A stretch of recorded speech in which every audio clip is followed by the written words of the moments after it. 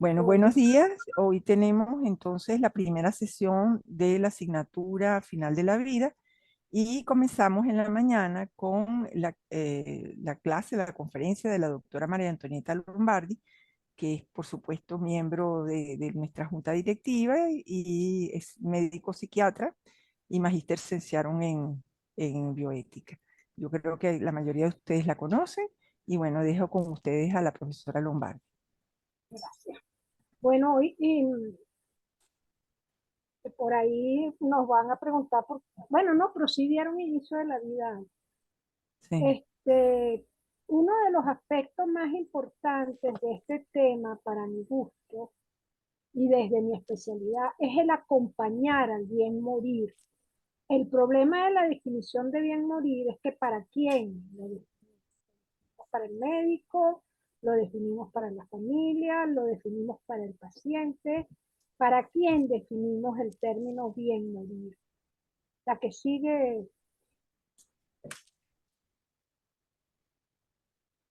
Entonces, fíjense, para nosotros los que estamos en el área de la medicina, ya desde el año 96 se está hablando de las metas de las medicinas, de esos elementos importantes que como profesionales del área de la salud no podemos olvidar.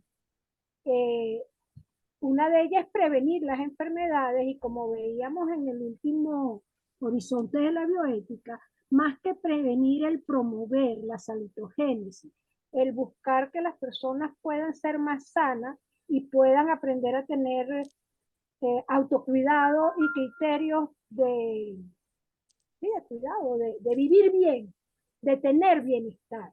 Y de nuevo entramos en la percepción de los términos. Los términos calidad de vida, percepción de la vida, promoción, tienen que ver con cada uno de nosotros y no con una definición, vienen de una definición global, pero cada uno de nosotros la va a percibir de una manera particular.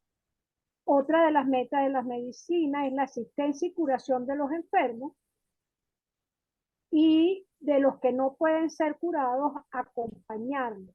Pero sobre todo, y yo diría que uno de los elementos más importantes y que no podemos evitar, que no deberíamos olvidar bajo ninguna excusa, es el alivio del dolor y el sufrimiento causado por la enfermedad y las dolencias. Pero sobre todo, evitar una muerte prematura. Y aquí entramos en algunos dilemas éticos. Porque, ¿qué es una muerte prematura? Hay diferentes autores que dicen que una muerte prematura es aquella muerte que puede ser evitada y que no debería ocurrir, sobre todo por causas sociales. Y en nuestra realidad social, pues todos los días tenemos muertes prematuras. Y evitar una muerte, y siempre acompañar y lograr una muerte en paz con la percepción que cada uno de nosotros pueda tener de este tema. La que sigue. Ajá. Entonces entramos a preguntarnos qué llamamos muerte.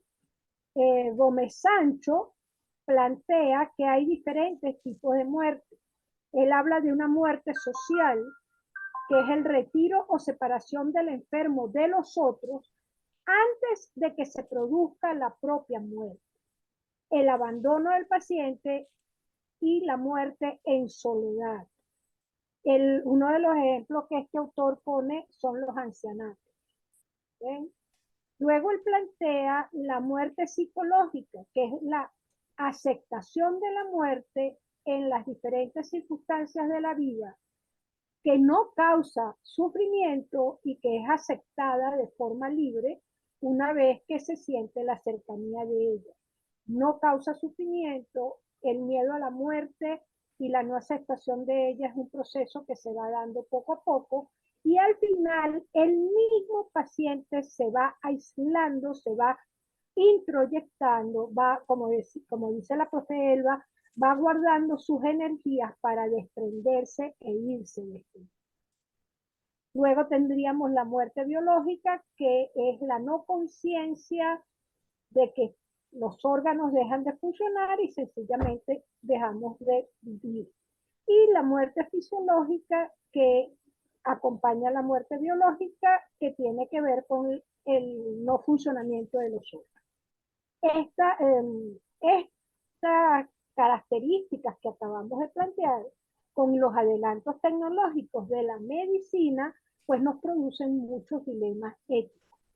Cuando realmente está un paciente muerto, y eso lo vamos a ver más adelante. Creo que lo tengo más adelante. La que sigue. Si voy muy rápido, yo suelo hablar muy rápido, si voy muy rápido, por favor me lo dice. Pero tenemos en contraposición con la muerte social, psicológica, biológica o fisiológica, tenemos lo que realmente es el proceso de morir. Todos nosotros, desde el mismo momento en que nacemos, comenzamos a morir. ¿Okay? Comienzan a producirse una serie de elementos fisiológicos que nos van a ir llevando poco a poco a eso que llamamos muerte. Pero, ¿qué es lo que nosotros reconocemos como proceso de morir? Para cada uno de nosotros el proceso de morir es individual.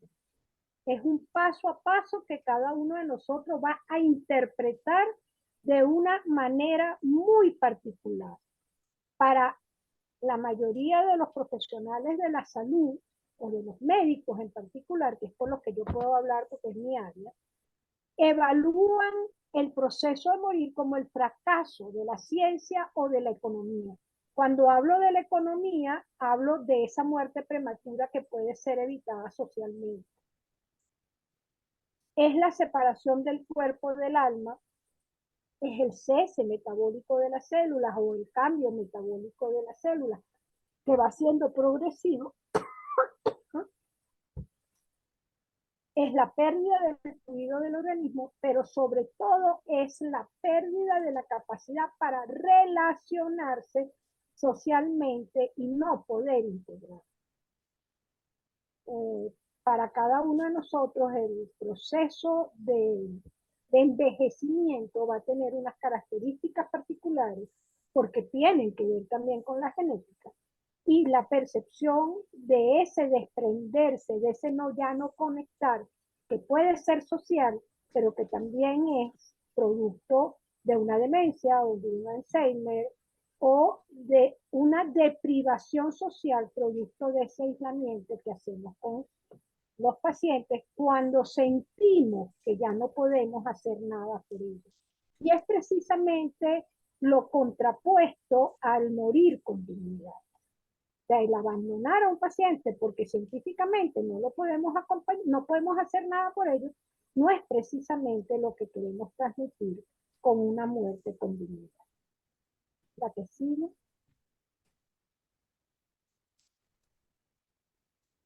Entonces tenemos que diferenciar dos términos sumamente importantes que tienen que ver con lo que acabamos de hablar de muerte y proceso de morir, que es el término de muerte y el término morir. ¿Okay? Muerte final de la vida humana, producto de la incapacidad del organismo para mantener la homeostasis, y es el final biológico de la vida. Mientras que el morir es un acontecimiento, es una percepción, es una forma particular, individual, personal que cada uno de nosotros asume. Y asume, como lo hemos dicho otras veces en el modelo antropológico, lo asume desde la experiencia, desde la interpretación, desde la suma de todas esas cosas que nos van acompañando a lo largo de nuestra vida y que nos hace personas. Por lo tanto, es producto de un proceso individual, personal, no aparece de repente como la muerte, y se relaciona más con la espiritualidad. Y aquí queremos diferenciar espiritualidad de religiosidad. Cuando hablamos de espiritualidad, hablamos de lo que para cada uno de nosotros es trascender. ¿Okay? Y yo trasciendo estando un sábado con ustedes y formándolos en algunas áreas que yo conozco. Pero yo también puedo trascender sembrando un árbol, como se dice por ahí, o puedo trascender con un proyecto de vida más personal, más individual, más cercano a mí, como puede ser la familia o hijos. La definición de espiritualidad tiene más que ver con trascendencia y la definición de trascendencia tiene más que ver con la interpretación y la decisión que cada uno de nosotros a lo largo de la vida va a tomar. La religiosidad tiene que ver más con una, bueno, con un rito, con una forma de acercarse a eso que puede ser espiritual, pero que, no, que también pudiera ser de otra. ¿La que sigue? Entonces, esto nos obliga, cuando nosotros hablamos de morir como profesionales del área de la salud, estamos obligados a conocer a nuestros pacientes como personas y estamos obligados a conocer qué es para esa persona la vida y qué es para esa persona, no como paciente, no como portador de una patología, como ser humano que tiene una forma muy particular de ver la vida y de ver el proceso de morir que puede ser totalmente diferente a la mía. Como les decía hace un rato, en el modelo antropológico hablamos de agravio biográfico, que no es otra cosa, que todo va a depender de la enfermedad de base que tengamos o del proceso, porque ya muchos de nuestros pacientes no mueren por una enfermedad, sino que mueren por un proceso natural de desgracia. El momento en que se presenta la enfermedad no es lo mismo un diagnóstico catastrófico a los 20 años que un diagnóstico catastrófico a los 90, cuando hemos sentido que nos hemos realizado, que hemos hecho todo lo que hemos querido y que solo nos queda terminar con ese proceso. Si es la palabra terminar es la que es. Creo que eso es tan personal que no se puede decir de esa manera. También va a depender de la interpretación, de la forma en que el paciente asume la vida, de eso que llamamos personalidad. Si yo tengo una personalidad optimista, en la psicología positiva, muy de moda, pues yo voy a ver esto como un proceso más de aprendizaje, de cambio, que voy a poder trabajarlo y que sencillamente me va a cambiar algo, pero yo lo puedo asumir. O si tengo una personalidad más del índole depresivo, triste, melancólico, lo voy a ver realmente como una catástrofe, como algo que es irreparable, me voy a deprimir y voy a interpretar la enfermedad, ese agravio biográfico, lo voy a interpretar más como el final, cuando a lo mejor no lo es del todo.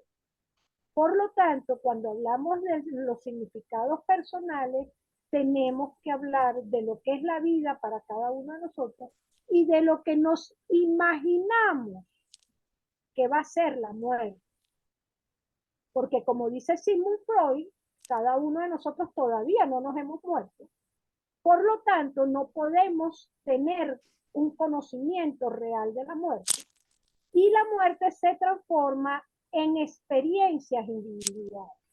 Por eso el agravio biográfico hace que cada uno de nosotros nos comportemos de una manera diferente durante ese proceso de muerte. ¿Por qué?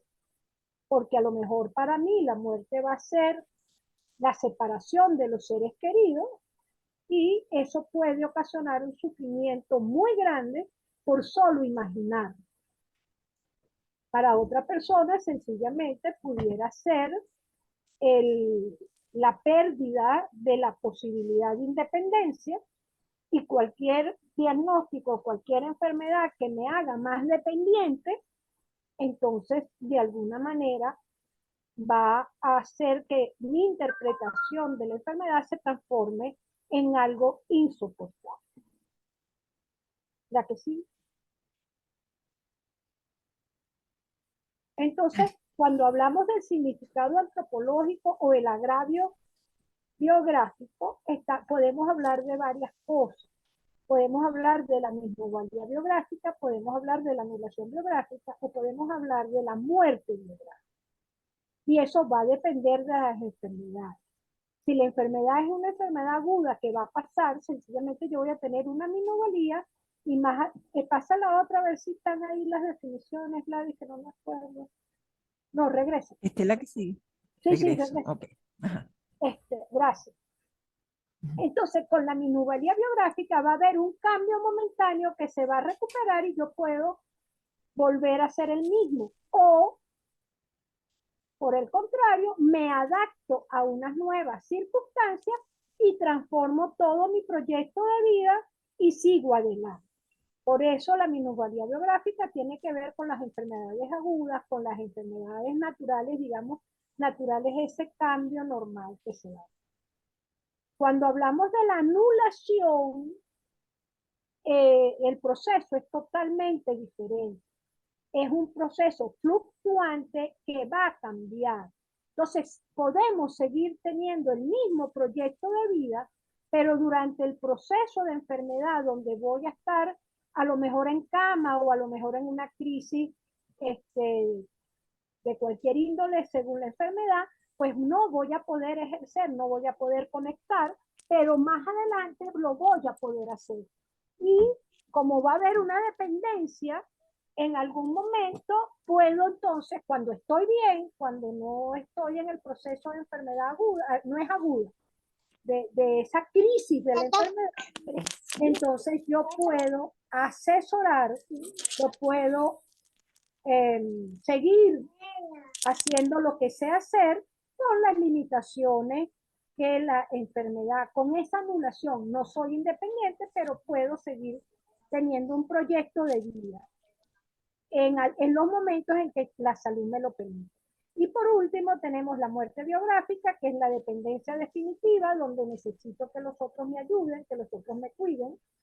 Ayer estábamos trabajando con estudiantes de nutrición clínica y decíamos que bueno, que había que aceptar que en algún momento de la vida nos van a cuidar. Ese momento de la vida en que vamos a ser dependientes y nos van a cuidar, también debemos formarnos para ello. Y la muerte biográfica definitiva, que tiene que ver con el estado vegetal permanente o con esas otras circunstancias donde nos desconectamos totalmente y lo único que funciona es lo biológico. Para algunos pacientes va a tener que ver con el soporte técnico y para otros pacientes sencillamente porque lo nutren y lo atienden y lo la que sigue. Todo esto nos va a llevar a que tengamos que hacer diferenciaciones importantes en esto que llamamos final de la vida.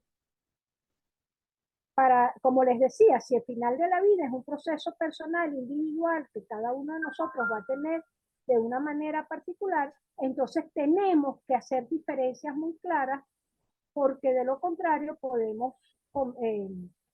se nos van a presentar muchos dilemas y podemos tener problemas en nuestro ejercicio. La que sigue. Ok. Esto para ustedes no es nada nuevo, pero desgraciadamente es un tema que hay que retomar, que hay que machacar, como digo yo, aunque a veces no logramos introyectarlo del todo. Si nosotros hablamos de individualidad, si nosotros hablamos de experiencia, si nosotros hablamos de proceso, estamos hablando de personas. Solo como un recuerdo, como un recordatorio de lo teórico, personas en el universo de naturaleza espiritual dotados de libre albedrío y por ende es independiente ante el mundo con entidad racional bajo las leyes morales. Entonces aquí vienen los grandes dilemas del final de la vida.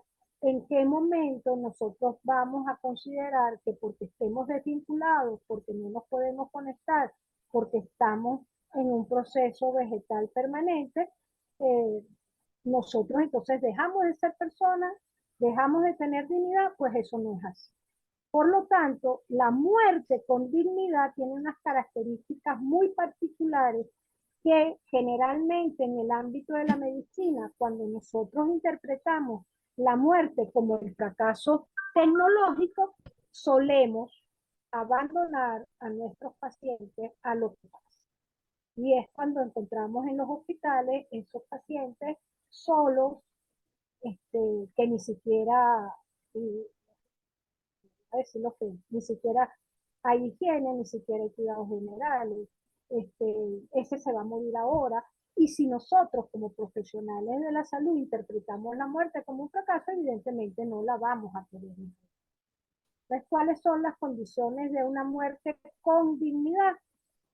Las buenas condiciones de higiene y de cuidado general, donde no haya dolor, y aquí hablo de dolor físico, pero también hablo del sufrimiento, que el acompañamiento sea lo suficiente para lo que el paciente quiere.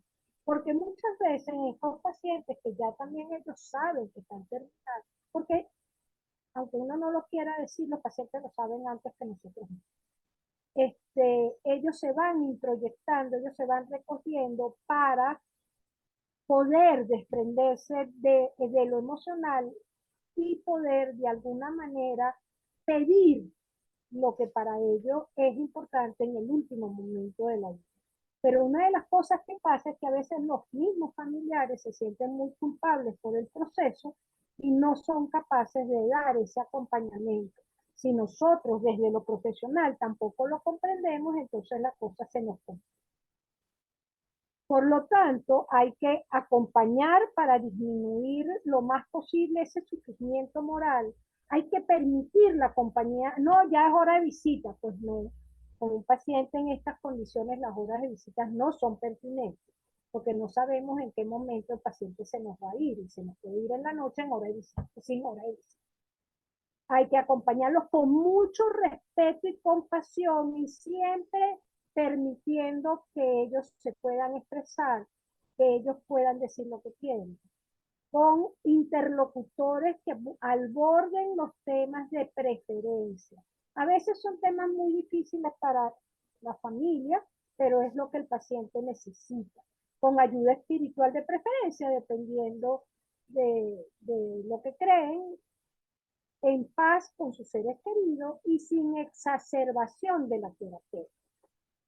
¿Qué es exacerbación de la terapia? Es querer salvar la vida más allá de lo que debemos hacerlo desde los técnicos. Eso lo vamos a retomar ahora. Seguimos. Porque este tema realmente nos obliga a hacer diferenciaciones importantes. La primera diferenciación importante hay que hacerla entre lo que es un paciente terminal y lo que es un paciente crítico. Para un paciente terminal es aquel en que ya la enfermedad está llegando a su fin y la muerte va a llegar tarde o temprano en un periodo no menor de 3 meses, aunque eso no lo puede decir nadie, pero generalmente está ahí cerca de los, entre los 3 meses, que se caracteriza por ser una enfermedad grave que ya no tiene terapéutica curativa, que se va a producir la muerte, pero no sabemos cuándo se va a producir. Eso es un paciente terminal. Y nosotros, desde la bioética, debemos comprender eso y debemos acompañarlo y permitirles que mueran con dignidad. El problema que tenemos en estas definiciones de las que hemos estado hablando es que dependiendo de lo cultural, y yo cada vez que hablo de este tema introduzco el tema del postmodernismo, y la profe me va a perdonar si me equivoco, es que nosotros a lo largo de los tiempos, en estos momentos, consideramos vivir bien, tener libertad, hacer lo que queremos. La vida en estos momentos culturales en los que nos encontramos es muy individual, es muy personal. Hay poco, y se los decía en estos días a ustedes, hay poca solidaridad. Y entonces la felicidad es lo único que importa. Y va a depender de la definición de felicidad que cada uno de nosotros tengamos para poder hablar de muerte con dignidad. Entonces entramos en un dilema bien difícil de manejar, porque tenemos que conocer al paciente para poder acompañarlo y permitirle una muerte con dignidad cuando ya estamos en una enfermedad. Pero eso no es todo el tiempo. Los pacientes a veces están en estado crítico, la que sigue, a veces están en estado crítico Bueno, no. Y Esta es la que sigue, perdón, mira, sí, esta es sí, la que sí, sigue. sí, sí, Ajá. perfecto. Están en estado crítico y es totalmente diferente de lo que es un paciente terminal. Un paciente en estado crítico tiene una enfermedad clave que amenaza su vida, pero que puede ser superada si le permitimos el soporte vital. ¿Ok? Y eso lo hace totalmente diferente al paciente terminal. Entonces, un paciente crítico, claro, y aquí hay que decir otra cosa, un paciente crítico se puede transformar en algún momento en paciente terminal, porque a pesar de que le estemos dando soporte vital, no responde al tratamiento. Pero todo paciente no es terminal porque sea crítico. Entonces, ¿cuál es el problema que tenemos? Que en nuestros hospitales muchísimas veces queremos utilizar la tecnología para salvar y salvar y salvar vidas y entonces transformamos en pacientes terminales, los queremos ver como pacientes críticos y ingresan a las terapias intensivas, quitándole la posibilidad a un paciente que de verdad pueda salir de su patología, aunque después como uno nunca va a saber cómo, cómo va a proceder, cómo va a ser el proceso de enfermedad, uno no sabe, pero un paciente crítico tiene posibilidades de vivir, mientras que un paciente terminal debemos acompañarlo porque ya no tiene posibilidades de cura y la muerte se va a producir generalmente antes de los 3 meses y como dice ahí, habitualmente en el primer mes, una vez que decimos que es terminal. Esto, por supuesto, produce muchos dilemas tecnológicos, muchas definiciones difíciles de asumir, quién ingresa, quién no ingresa, porque las camas de terapia intensiva son muy pocas en comparación, deberían ser mucho más en comparación a la población. La que sigue.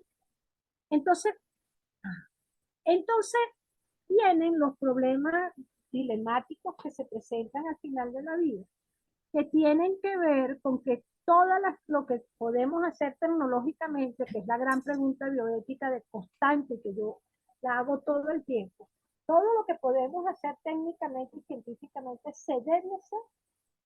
¿Cuáles van a ser las consecuencias futuras de todas esas cosas que estamos haciendo? Me parece perfecto que la tecnología haya avanzado como ha avanzado, pero los procesos salutogénicos, los procesos de enfermedad, pues no son 1 más 1, 2. Y eso nos obliga a entender otras cosas.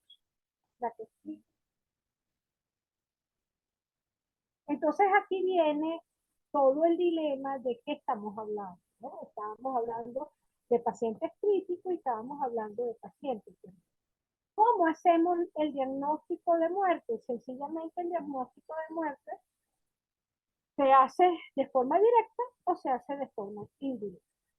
De forma directa, pues sencillamente deja de funcionar el corazón o los pulmones, o primero los pulmones y después el corazón, eso va a depender de la patología.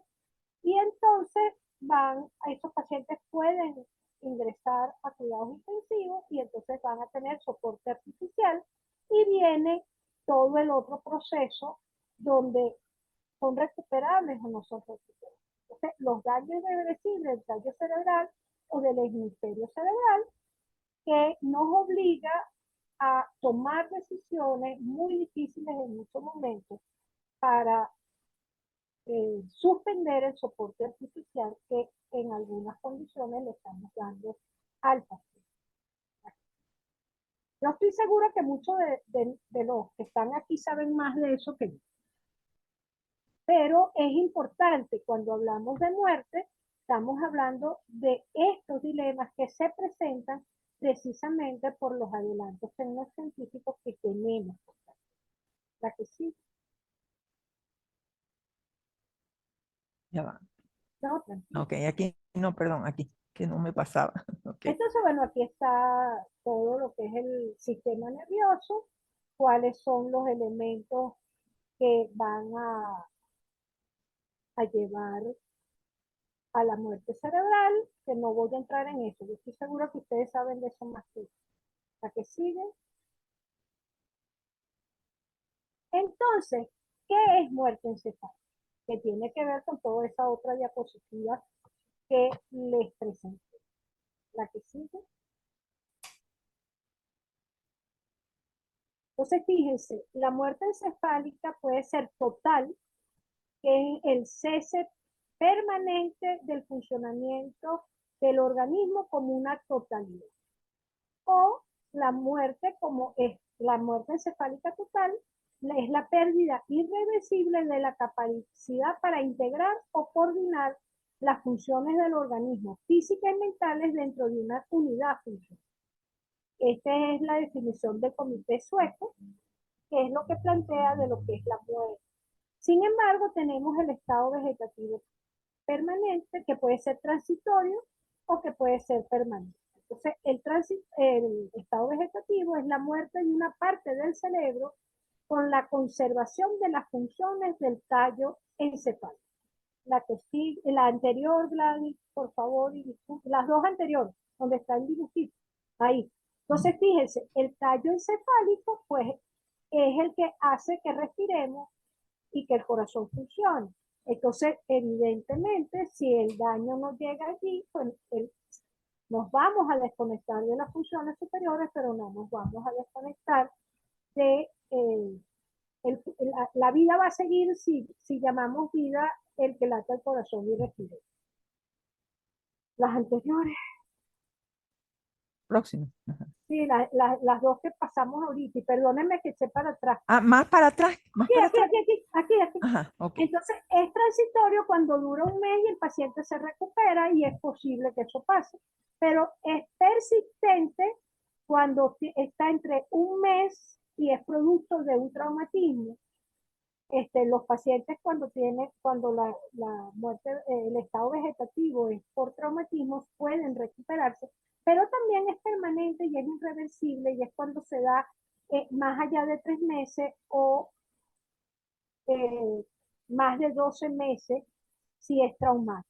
Entonces, esto nos obliga en muchas ocasiones a tener que decidir cuál va a ser las acciones que tomemos, y cuando ustedes vean la otra asignatura de este cuatrimestre, que es justicia, van a entender muchas de las cosas por las cuales estas situaciones se hacen tan dilemáticas, porque nosotros no solo tenemos la obligación de proporcionar recursos, sino que también tenemos la obligación de garantizar los recursos para cada quien que lo necesite.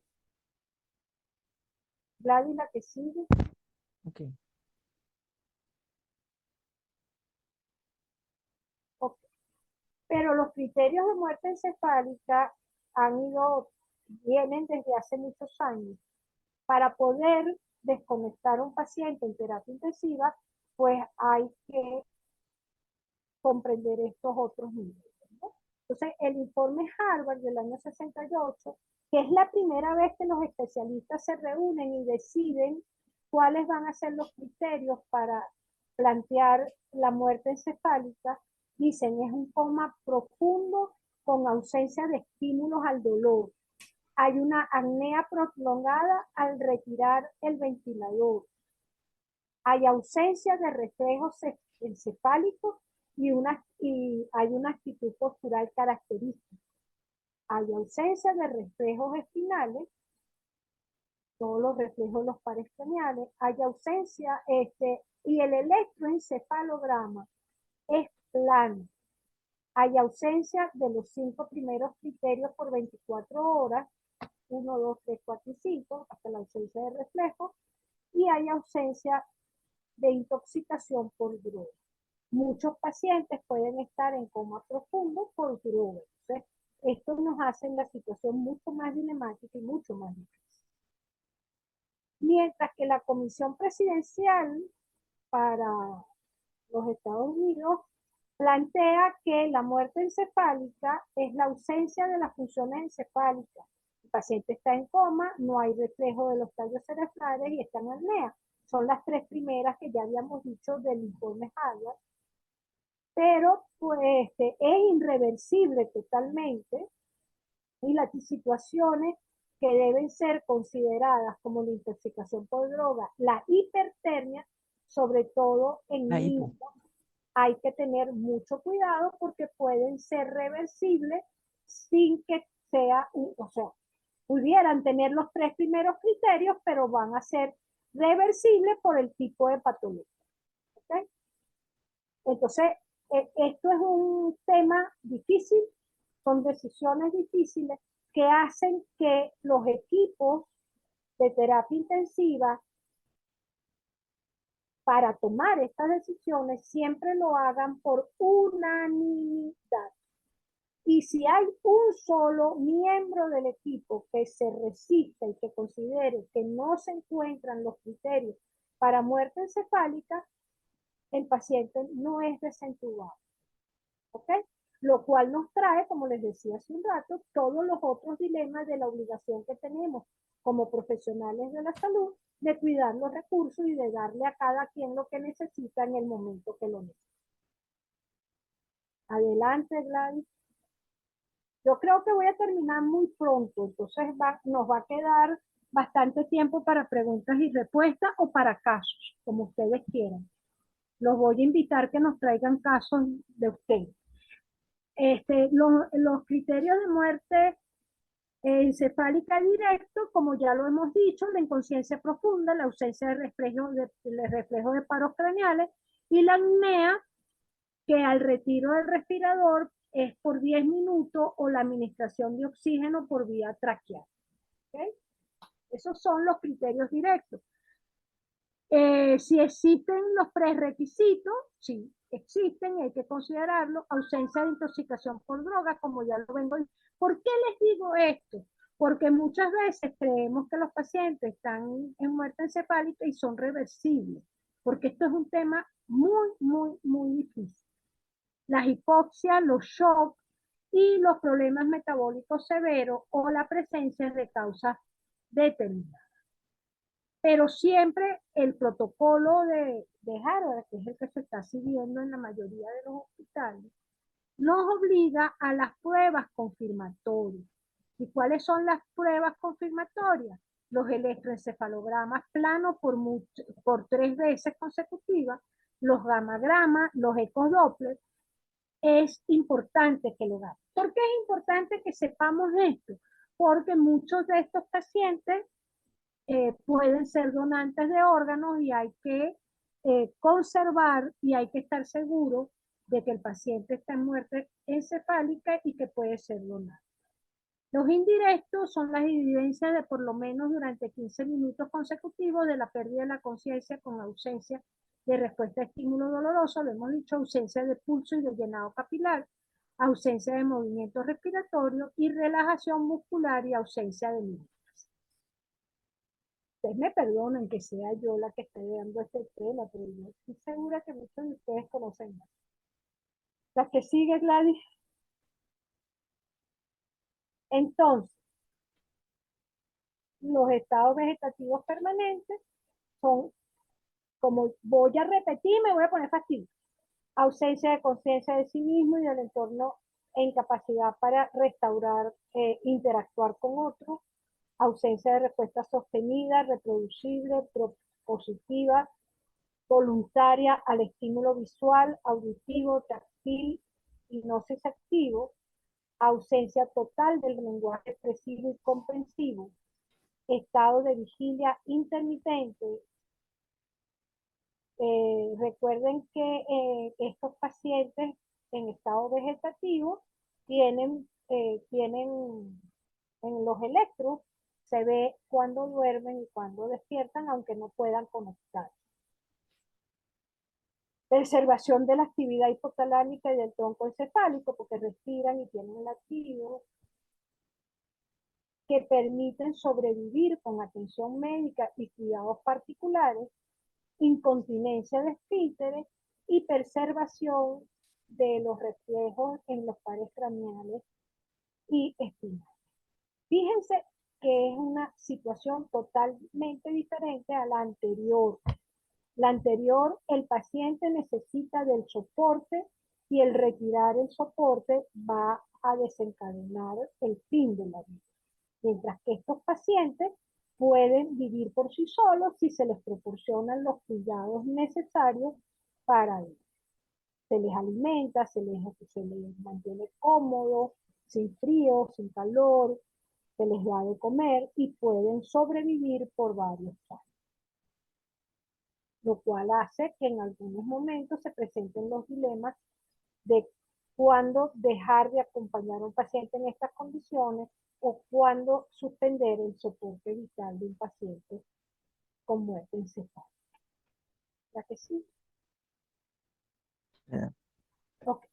Entonces, como ustedes pueden ver, no es nada fácil en los actuales momentos determinar qué hacer en determinadas.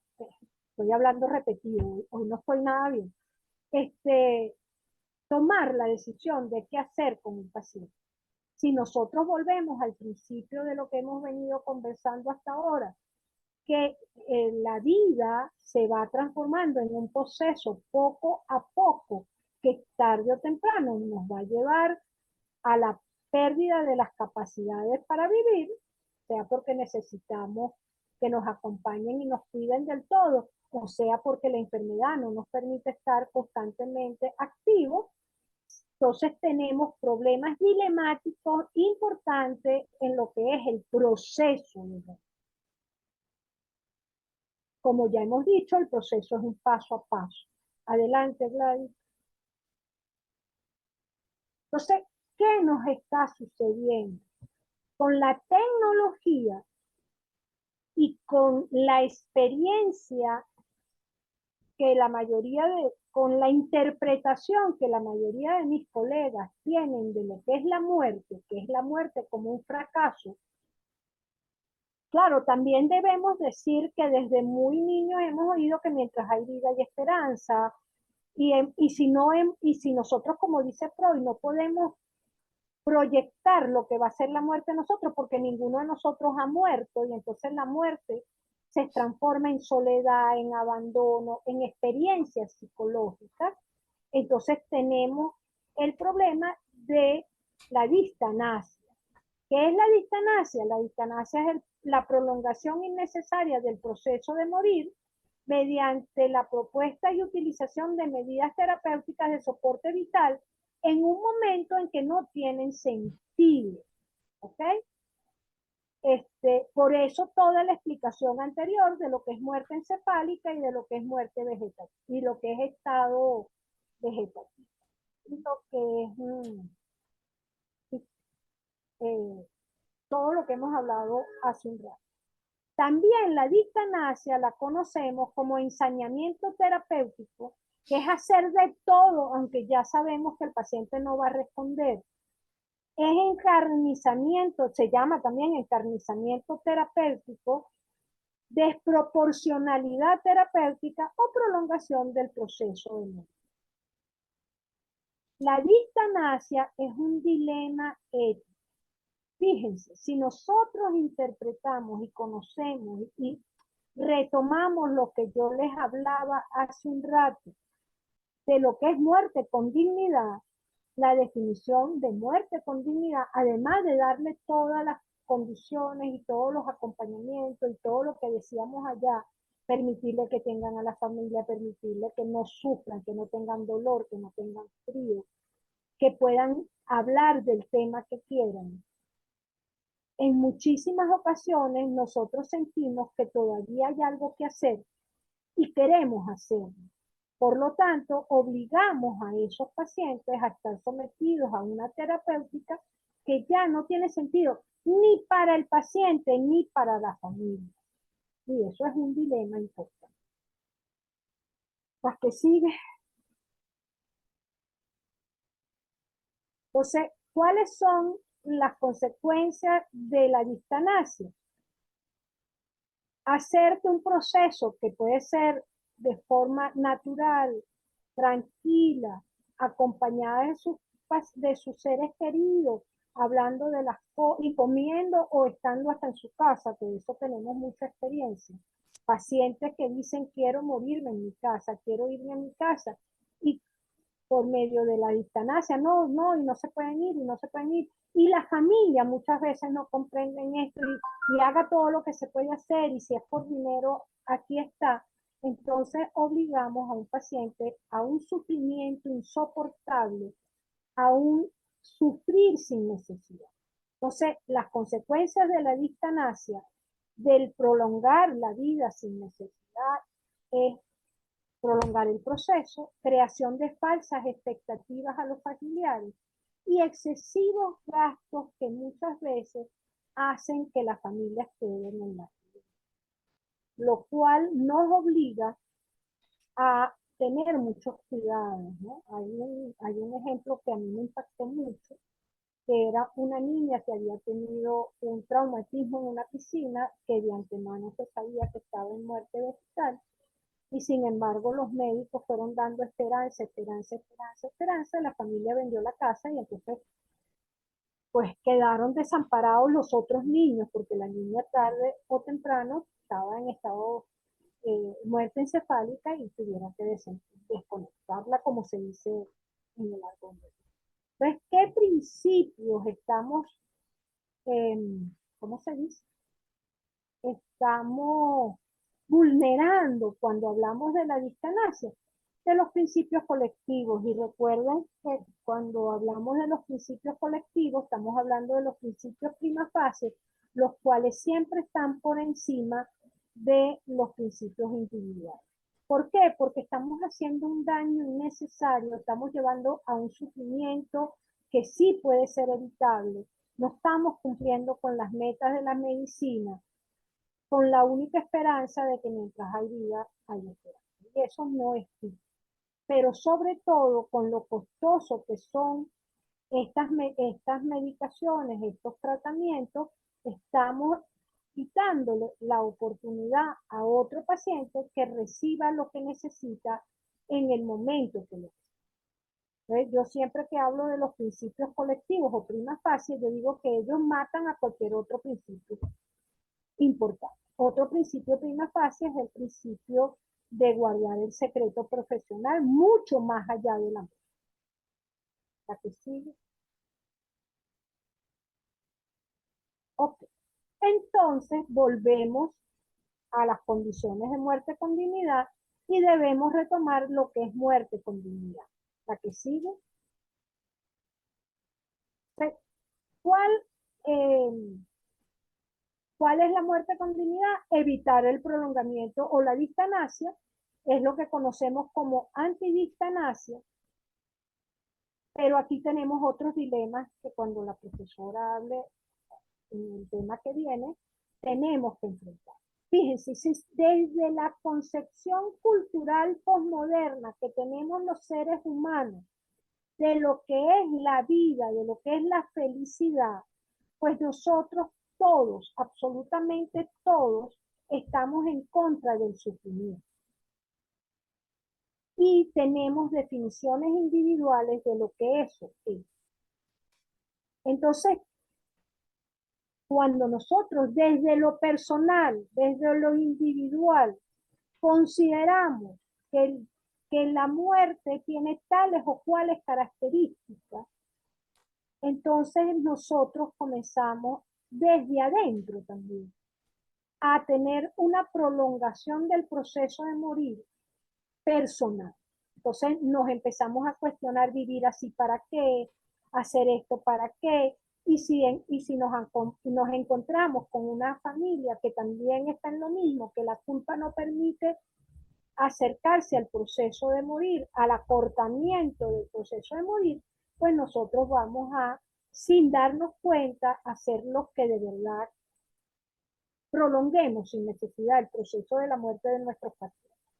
¿Cómo lo evitamos? Bueno, lo evitamos con la antidistanasia, que las dos características importantes que nosotros debemos aprender a manejar de la antidistanasia es el principio de doble efecto y el rechazo al tratamiento. Y luego tenemos la muerte asistida, que tiene que ver con la eutanasia y con el suicidio asistido. Vamos a trabajar en el tiempo que nos queda una hora, pero voy a tratar de no ser tan... Pero este tema yo diría que es lo más importante cuando trabajamos con el final de la vida y con los dilemas. ¿Okay? La que sigue. ¿Oh? ¿Ahí? No creo que te pasaste. Sí, sí, Te perdón, pasaste. mira, aquí estamos, aquí Ah, ok, viene. sí, sí es esa. Entonces vamos con, perdóname. Vamos con limitación de las medidas terapéuticas. La limitación de las medidas terapéuticas es una solicitud que hace el paciente o los familiares del paciente en Venezuela cuando ya sabemos que el paciente no va a mejorar con el tratamiento y que lo que estamos haciendo es prolongar un sufrimiento innecesario. Los mismos pacientes pueden decirnos hasta aquí, yo no sigo más allá. Eso se conoce como limitación de medidas terapéuticas, que es la suspensión de un tratamiento ya iniciado que no está produciendo efectos positivos o sencillamente la no aplicación de un tratamiento porque ya sabemos que no va a permitirnos la mejoría del paciente. Pero por supuesto, para poder llegar a esa limitación y pararnos y decir no hago más nada, tengo que tener un diagnóstico y un pronóstico claro de la patología del paciente.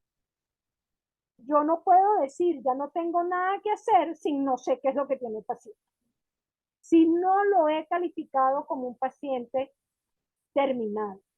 Porque como les decía al principio, un paciente crítico es un paciente que puede recuperar.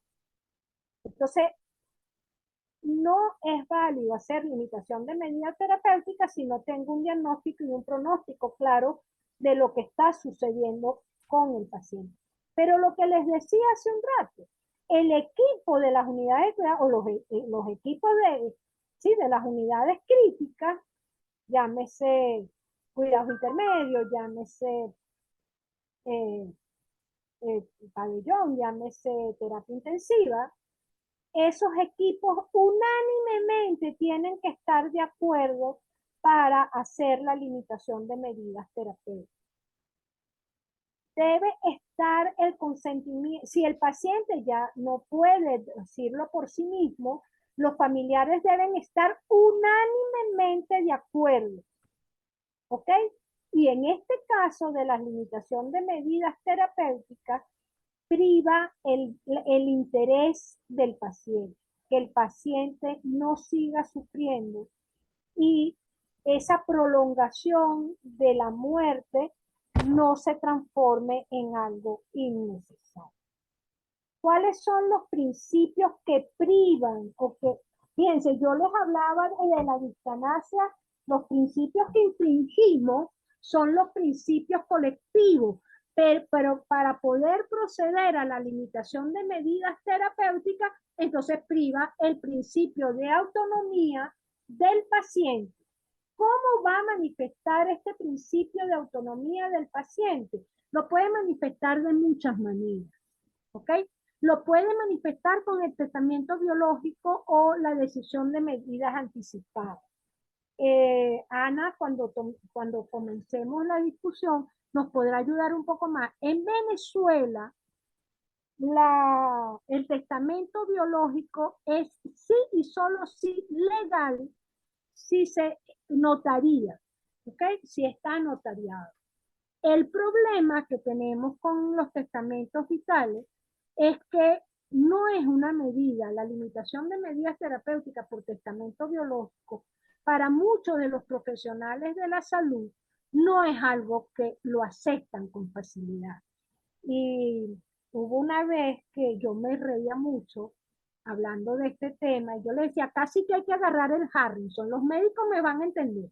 El Harrison son 2 tomos, que no sé si ahora son 3, pero en mi época eran 2, que eran unos libracos, que ahí estaba todo, todo lo que podía pasar en cada patología.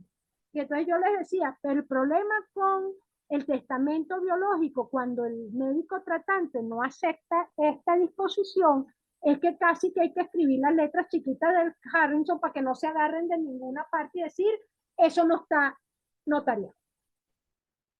Pero yo creo que precisamente el poder enseñar esto, el que los profesionales del área de la salud, en cualquiera de sus profesiones, puedan entender que no es válido ir más allá de lo que humanamente un paciente quiere, que él tiene un principio de autonomía.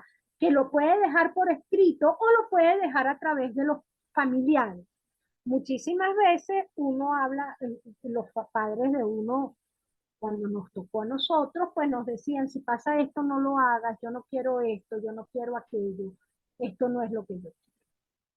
Entonces, de alguna manera, los familiares están al tanto de qué es lo que desea el paciente y pueden hacer respetar el principio de autonomía del paciente.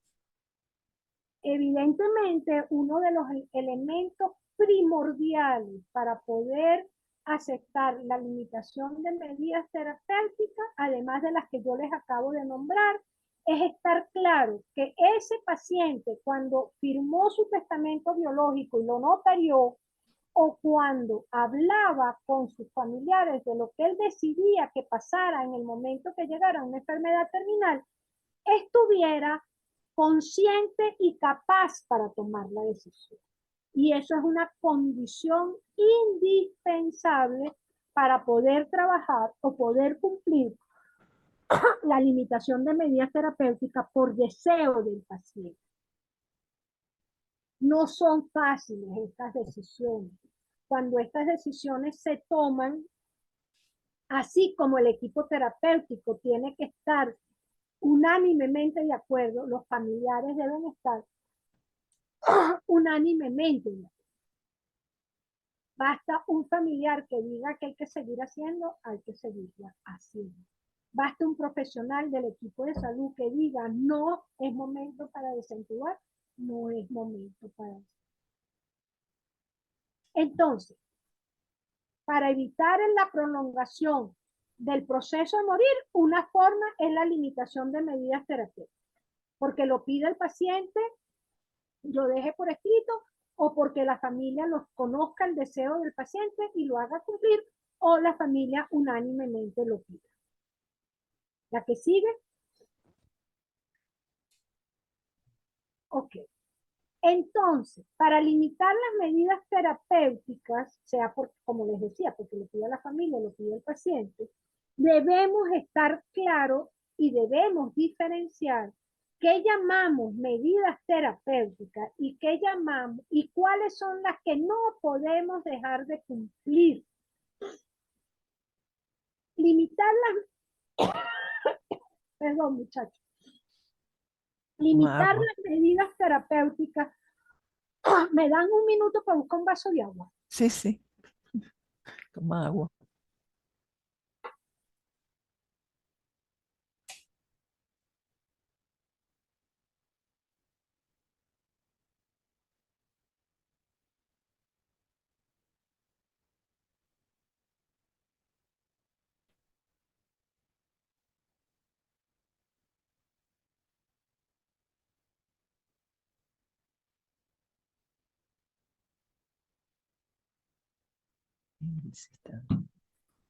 Es que yo hoy me quedé dormida y me levanté justo para estar lista a las 8. Entonces no me preparé. Fíjense, si nosotros, la anterior, ¿verdad?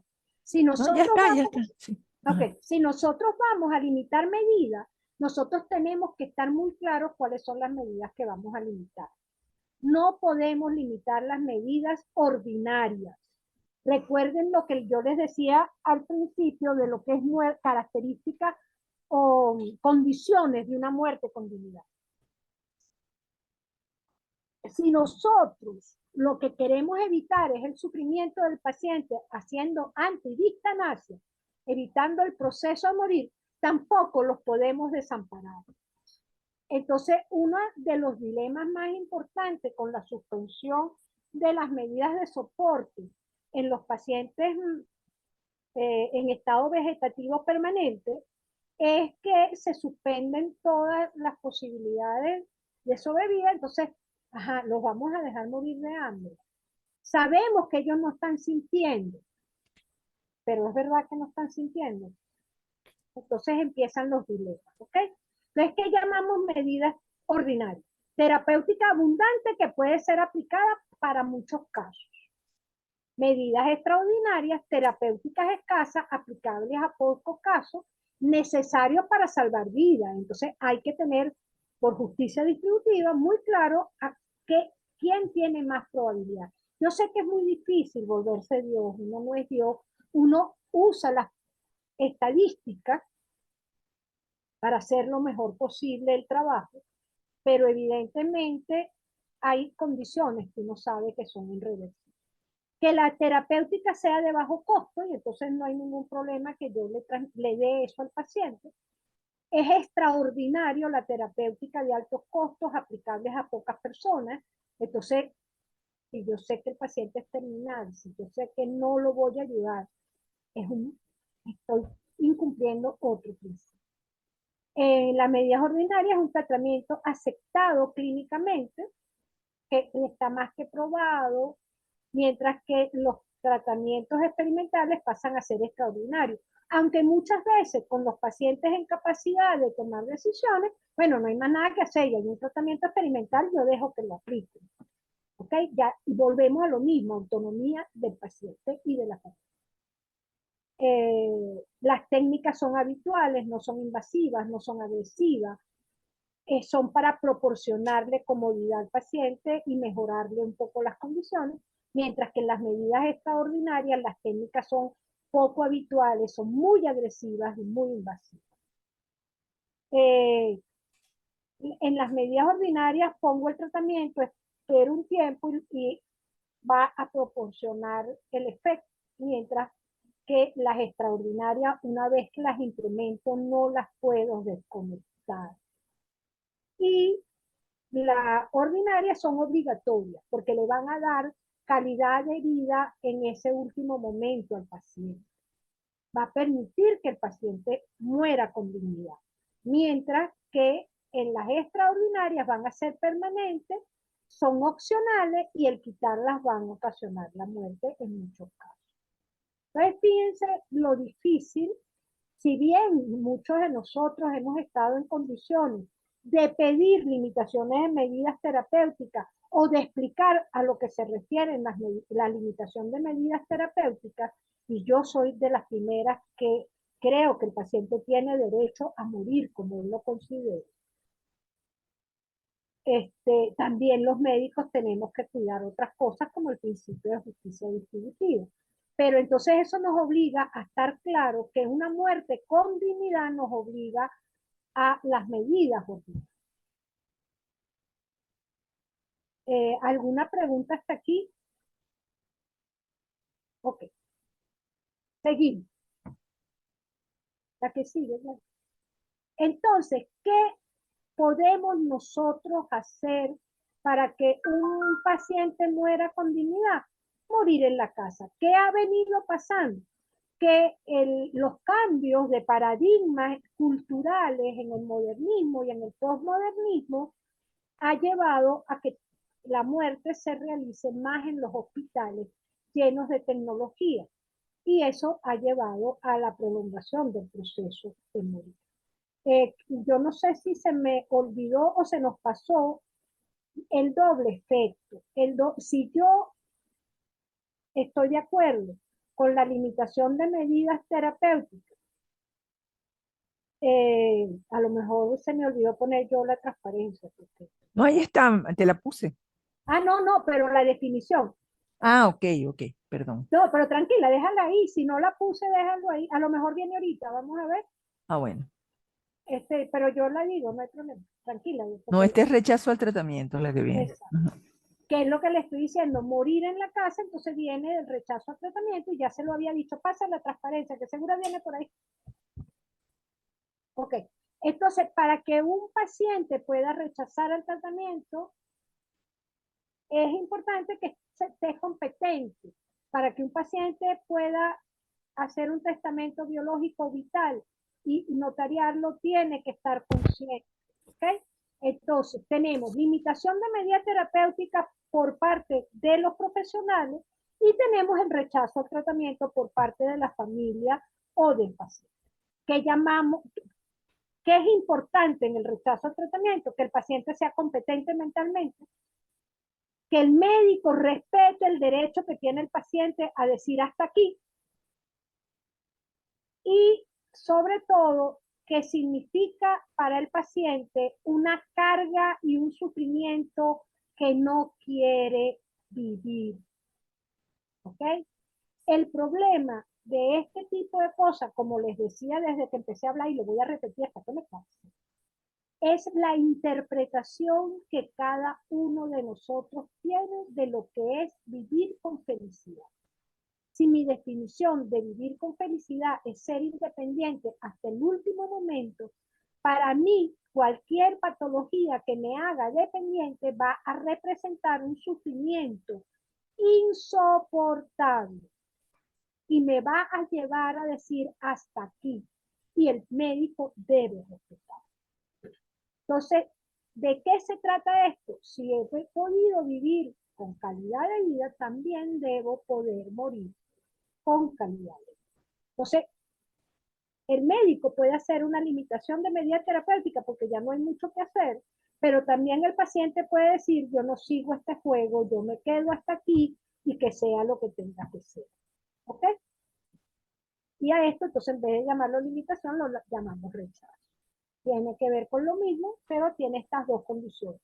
Guardar la calidad de vida del paciente, porque es una definición perceptiva individual, y que el paciente sea capaz de tomar esa decisión. La que sí. Ok. Legalmente en Venezuela se puede hacer limitación de medida terapéutica. Sí. La ley del ejercicio de la medicina del año 82, en el artículo 28, dice: el médico que atienda a enfermos incurables no está obligado al empleo de medidas extraordinarias de mantenimiento artificial de la vida.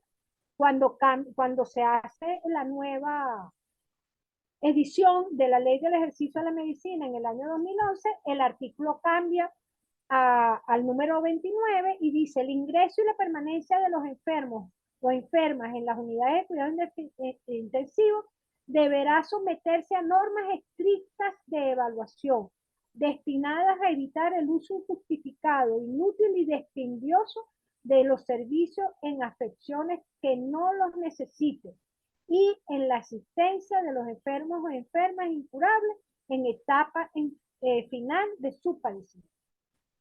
Sin embargo, seguimos viendo cómo muchos pacientes terminales son ingresados a terapia intensiva.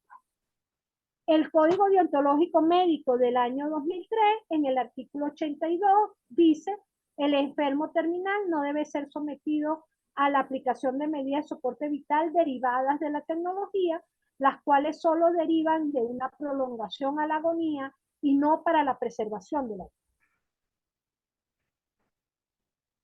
Entonces, eso que hablábamos hace un rato del sufrimiento insoportable para el paciente es la prolongación de una agonía que yo no deseo vivir.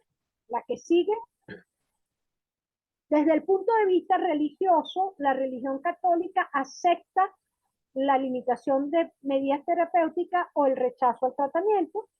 En la Congregación de la Doctrina de la Fe, en la Declaración de Eutanasia de 1980, dicen: cuando la muerte se prevé inminente e inevitable, se puede en conciencia renunciar a unos tratamientos que procurarán únicamente una prolongación precaria y penosa de la existencia, y sin interrumpir las curas normales debidas al enfermo en causas similares.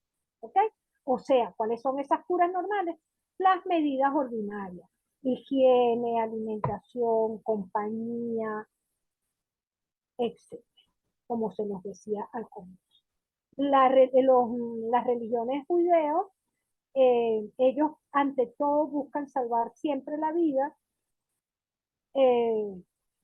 aceptan los tratamientos no opcionales, sí, opcionales, y deben haber el consenso de 3 o más médicos con la familia.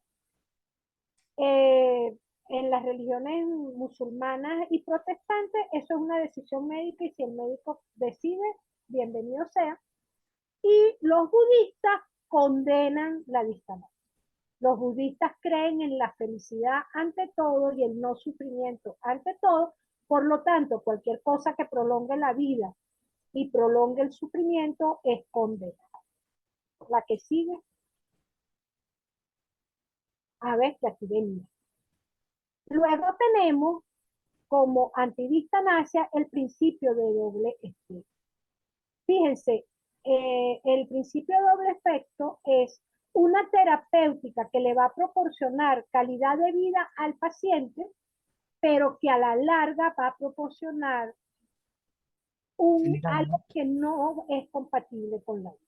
Entonces dice, una acción buena por sí misma que tiene dos efectos, uno bueno intentado y otro de forma no obtenible, o sea, el bueno es no obtenible, y otro malo previsto y únicamente permitido como concomitante.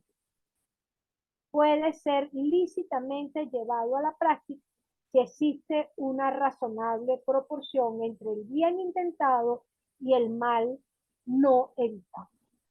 Si una de las metas de las medicinas es evitar el dolor del paciente, bueno, hay muchos medicamentos que a la larga van a producir el doble efecto. Yo no estoy buscando con ese medicamento que el paciente haga un paro respiratorio. ¿Ok?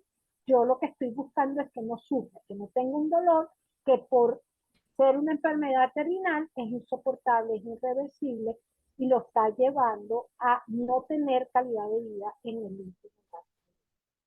En el transcurso de la mañana, bueno, van a hablar de otras terminologías.